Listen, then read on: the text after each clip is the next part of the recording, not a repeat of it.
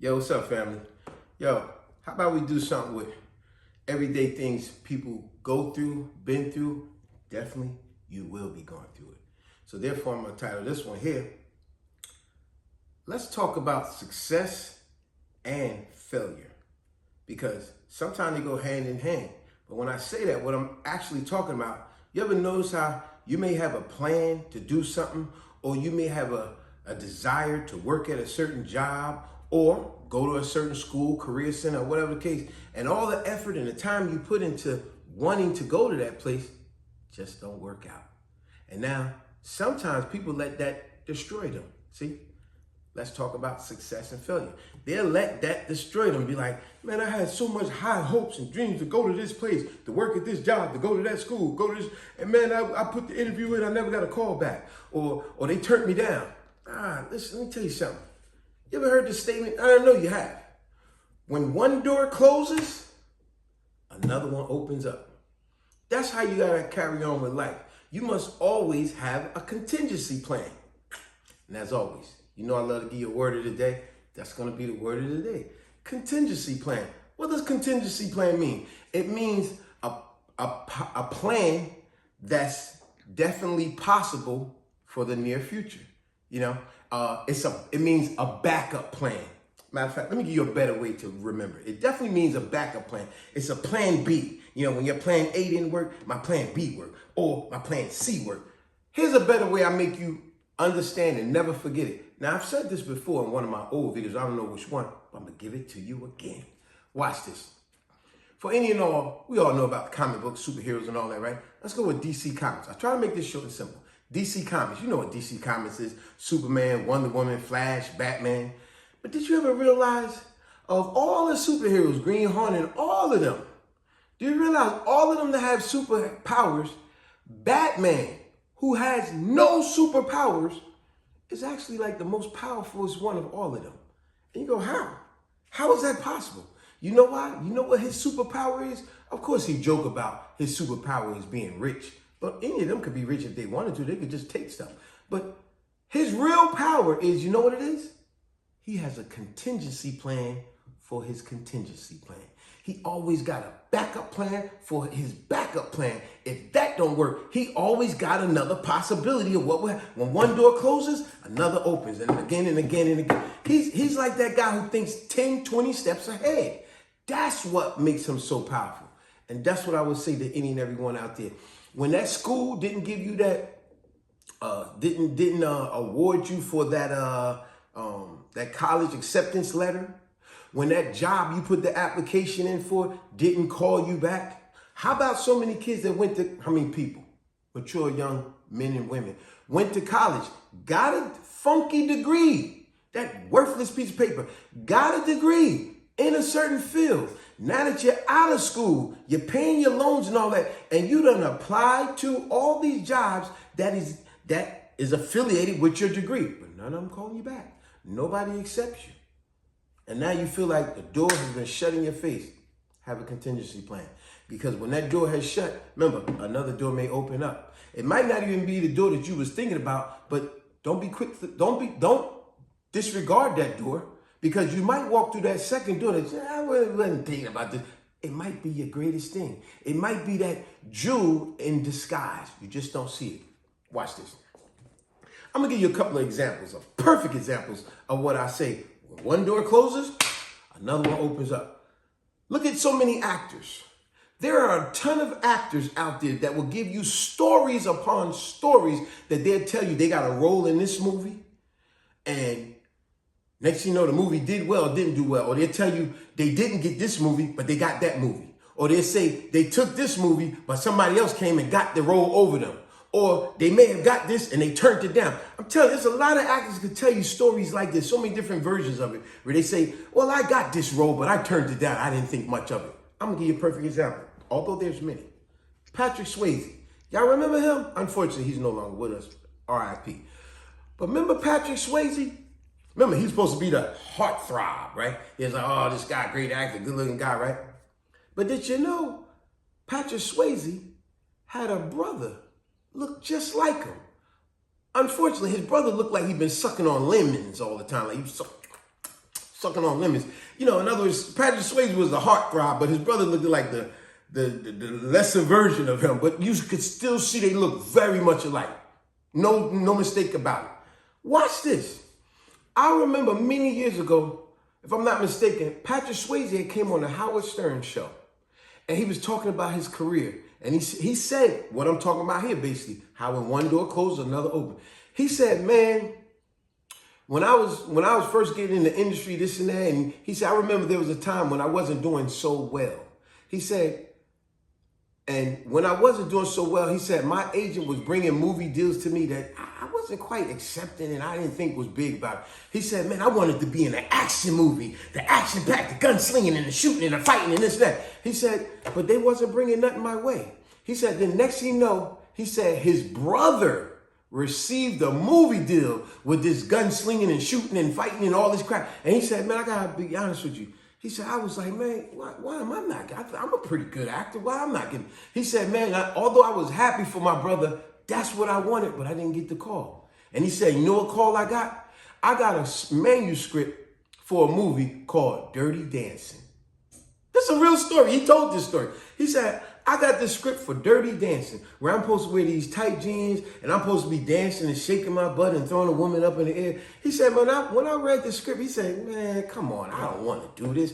Dance, I want the action pack. Man, he said, if anything, I thought my brother should get something like this, and I should have the movie that he got. Oh, and behold, what happened? The action-packed movie that his brother got, like all his movies, they're flops. They're garbage. What happened to Patrick Swayze in the movie Dirty Dancing? Wound up being a blockbuster. But who would have told? Who could know? You see, when one door closes, another opens up. And that's what he laughed about that day. He said, man, I wasn't too happy when I got the role Dirty Dancing because I thought, man, this is a girl movie. It's about dancing, man. This is ridiculous. Wound up being one of his biggest hits. Timeless. But the movie that he wanted, the door got closed in his face, that wound up being a flop. So take a lesson from that. Take a lesson from Patrick Swayze and his actual story.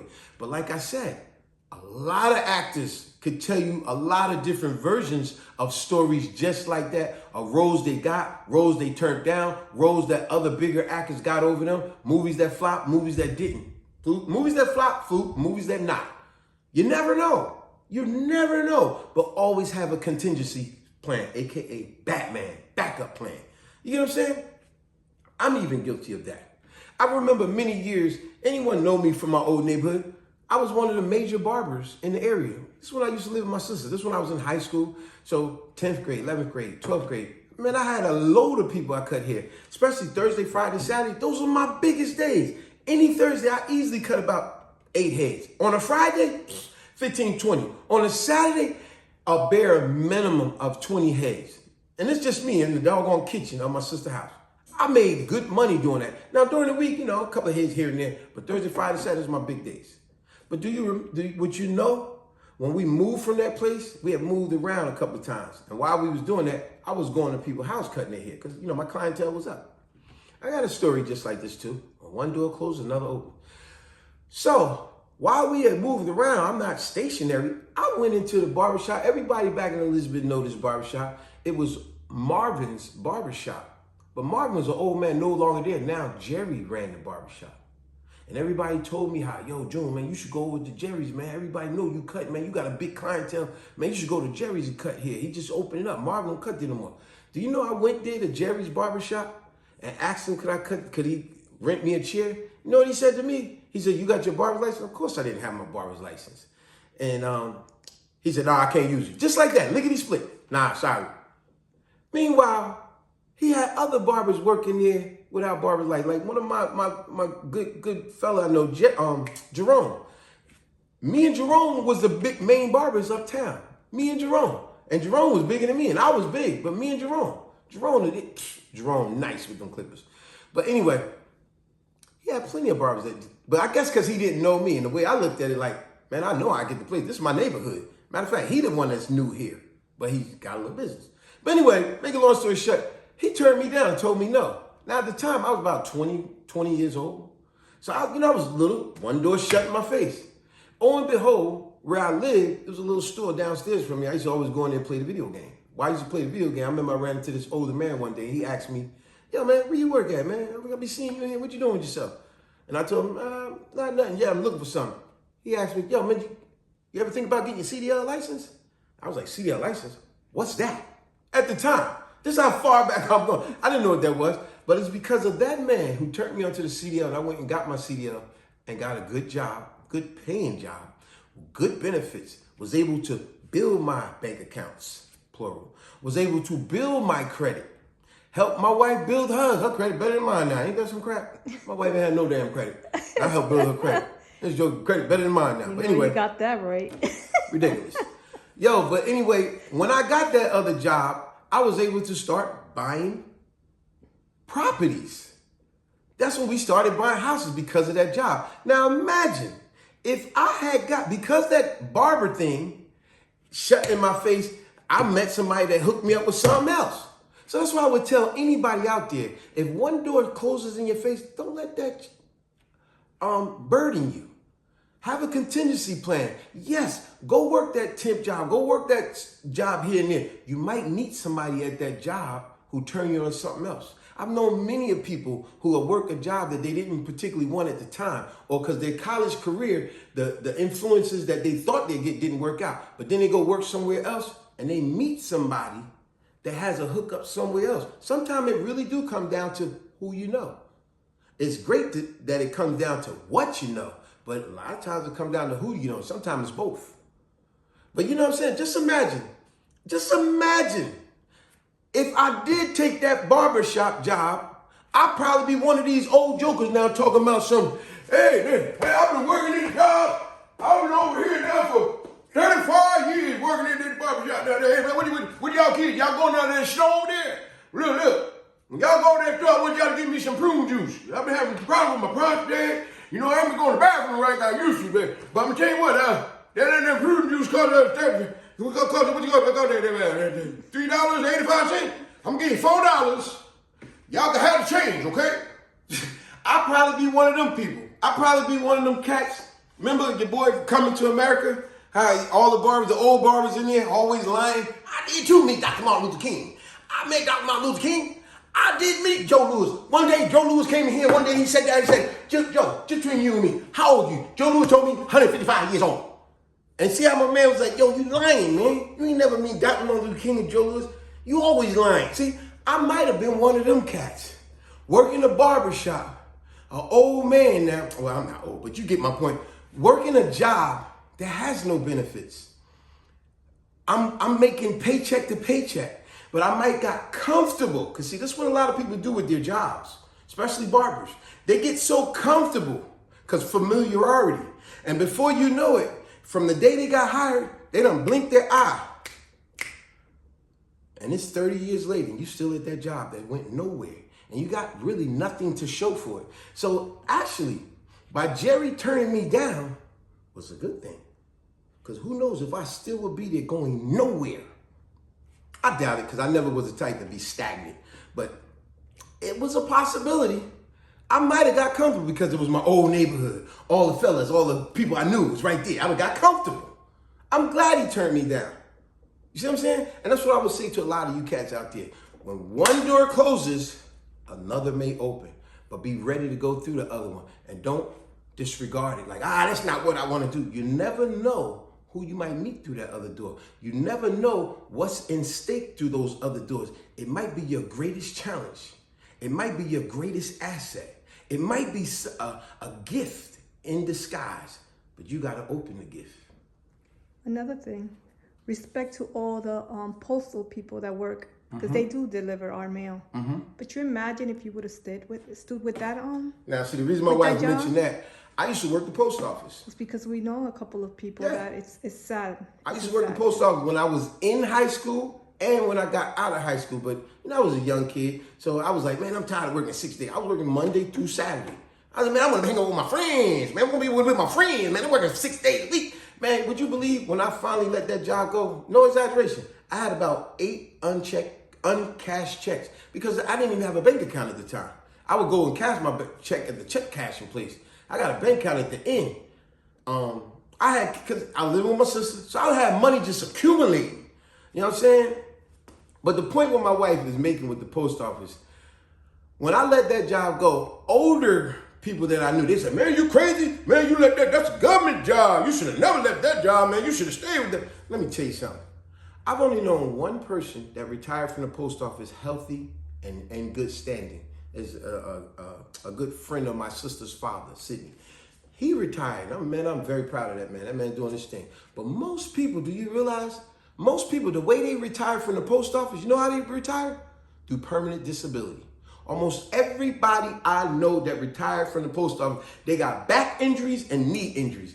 That could have been me. See? So that's the point with my wife saying, I was working at the post office. Who knows if I would have stayed there? I was like, nah, I can't do this, man. This is a miserable job working at the doggone post office. It's ridiculous.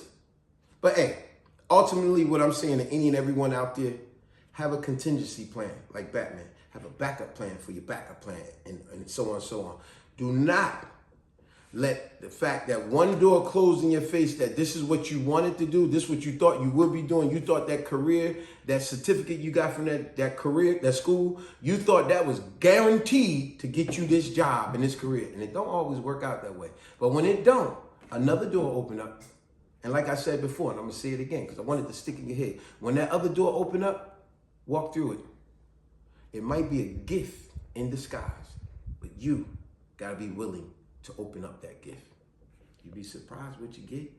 Sometimes the best things come in small packages.